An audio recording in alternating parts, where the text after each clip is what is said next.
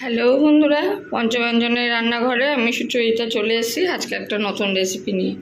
নতুন রেসিপি হলো মানে আমার চ্যানেলের পক্ষে হয়তো নতুন রেসিপি কি জানি আগে দিয়েছি কিনা মনে পড়ছে না, কিন্তু তোমরা এটা সকলেই জানো। আজকে আমি করব মাছের মাথা দিয়ে চাল কুমড়ো। তো তেল একটু এখানে রয়েছে, আমি এখানে ভেন্ডি আলু ভেজেছিলাম, একটু রয়েছে। মাছের মাথাটা আগে একটু ভেজে নেব।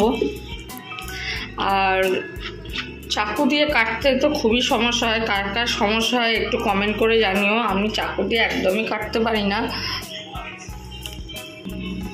যতটা সম্ভব ঝিরিঝিরি করার চেষ্টা করেছি। আর চাল কুমড়োয় একটা টক টক ভাব থাকে, আমি ওই জন্য চাল কুমড়োটা একটু ভাপিয়ে নিয়েছি। আর এই যে ভেন্ডি আলু ভেজেছিলাম, এটা ভাজা হয়ে গেছে, এটা একটু সাইড করে দিই। আসলে রান্নার জায়গাটা খুব কম, শর্ট, আমার বাড়ির রান্নাঘরের মতন নয়। আমাদের বলেছি যে আমি বাড়িতে এখন নেই। যাই হোক, তো এখানে রুই মাছের পিস কটা আছে, আমি মাথাটা দিয়ে আমি ওই চাল কুমড়োটা করবো, নাহলে মাথাটা ফেলানো যাবে। মাথাটা আগে ভেজে নিই, ভাজা হোক, তারপর তোমাদের কাছে ফিরে আসছি। মাছের মাথাটা ভাজা হয়ে গেছে, এবার এটা তুলে নেব।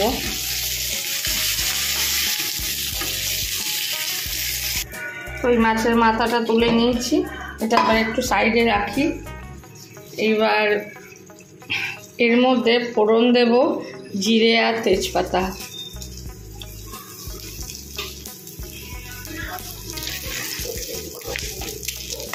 একবারে লাউ দিয়ে মাছের মাথা যেমন করে করতে হয় সেইভাবেই, তবে চিংড়ি মাছ দিয়ে করলে বেশি ভালো লাগে।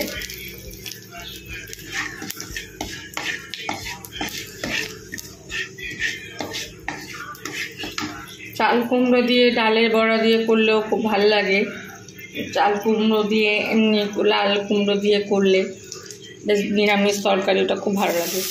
তো এবার চাল কুমড়োটা দিয়ে দেবো।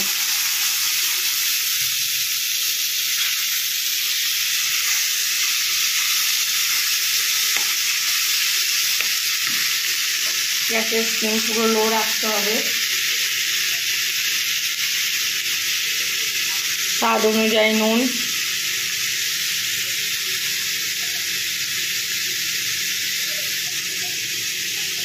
পরিমাণ মতন হলুদ,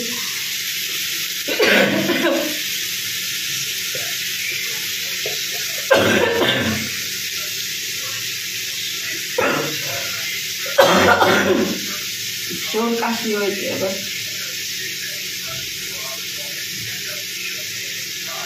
হাফ চামচের মতন ধনে গুঁড়ো, যেহেতু আমার অল্প চাল কুমড়োটা,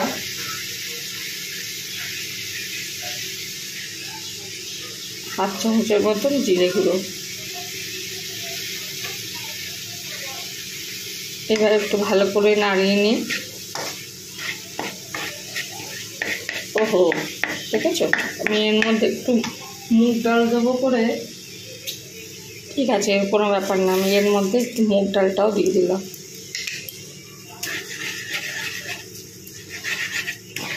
এটা হয়ে যাবে। একটু ডালটা একটু ভাজা হলে ভালো হতো, তাই এটাও খারাপ লাগবে না।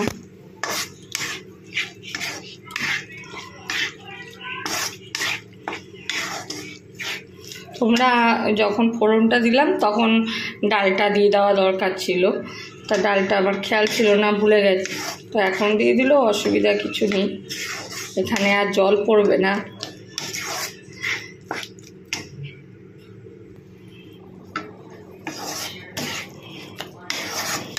মশলাটা দিয়ে ভালো করে নাড়িয়ে নিই। এক হাতে ফোন ধরে করা না,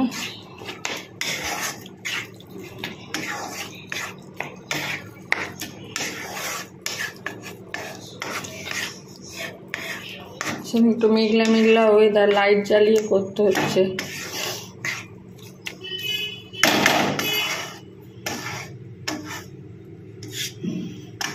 একটুখানি চাপা দিয়ে রাখবো। মাছের মাথাটা আমি এখনই দিয়ে দেবো, যেহেতু চাল কুমড়োটা ভাপানোই রয়েছে, বেশিক্ষণ টাইম লাগবে না।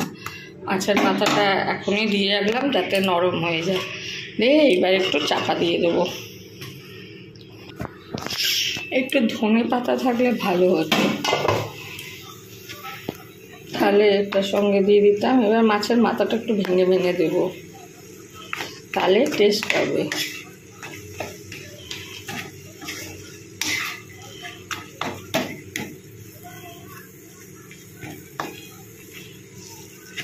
শক্ত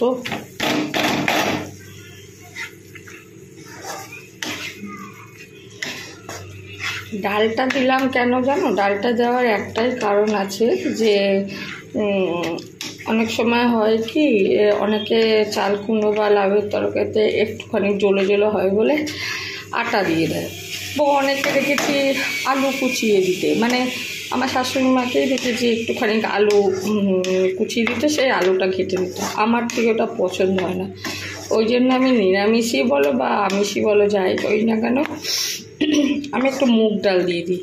তাহলে আর কি ওই আটা, বাবা মনটা ঠান্ডা লেগেছে তো হাতটা ধুয়ে, তো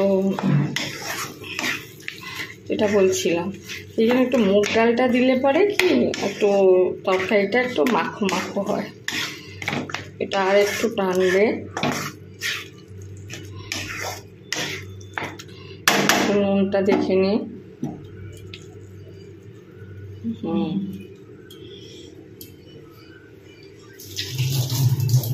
নুনটা ঠিক আছে, নুন ঝাল সব ঠিক আছে।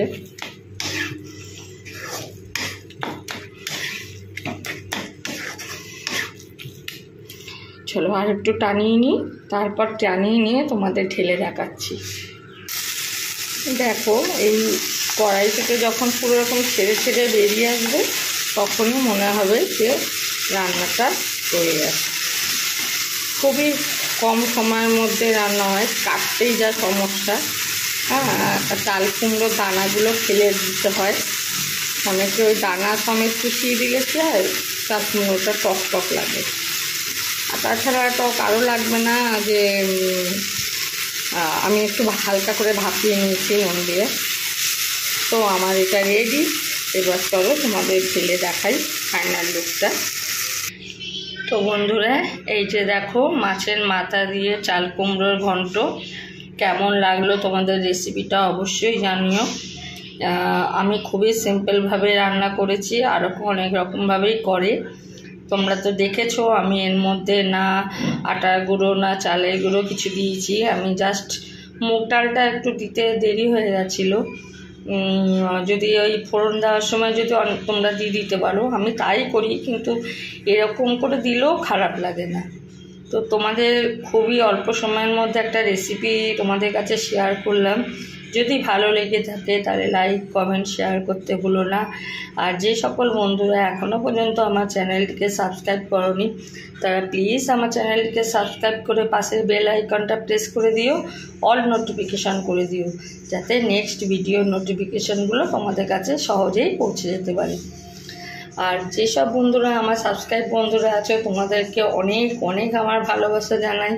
তোমরা প্লিজ কমেন্ট করো, তোমরা কীরকম দেখতে চাও, ভালো লাগুক মন্দ লাগুক, তোমরা কমেন্ট করো। কমেন্ট তোমাদের দেখতে আমার খুব ভালো লাগে। যখনই আমি কোনো কমেন্ট দেখি আমি লাভ রিয়াক্ট দিই, তা তোমরা এইভাবেই ভালোবেসে পাশে থেকো। আজকের মতন ভিডিওটা তাহলে আমি এখানেই শেষ করছি। তোমরা সবাই ভালো থেকো, সুস্থ থেকো। আবার অন্য কোনো দিন অন্য কোনো ভিডিও নিয়ে আমি হাজির হয়ে যাব। আজকের মতন টাটা।